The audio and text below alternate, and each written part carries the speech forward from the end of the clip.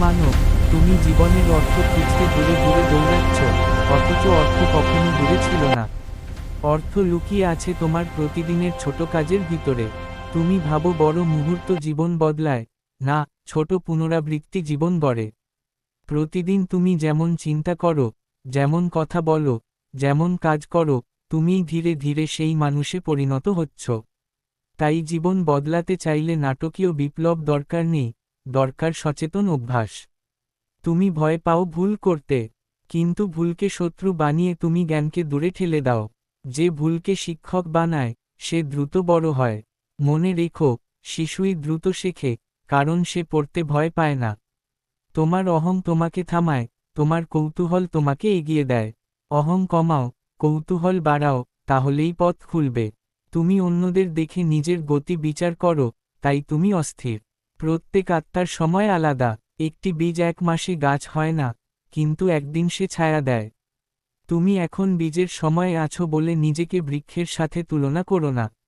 ধৈর্য মানে অপেক্ষা নয়, ধৈর্য মানে বিশ্বাস নিয়ে কাজ চালিয়ে যাওয়া।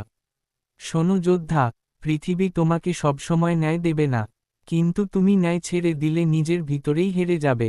বাইরের জয় সাময়িক, ভিতরের জয় স্থায়ী। চরিত্র এমন সম্পদ যা হারালে সব হারাও, রাখলে কিছুই হারাও না। তাই এমন কাজ করো, যা রাতে তোমাকে শান্তিতে ঘুমাতে দেয়। তুমি ভাবো শক্তি মানে কঠোর হওয়া, আমি বলি শক্তি মানে স্থির হওয়া।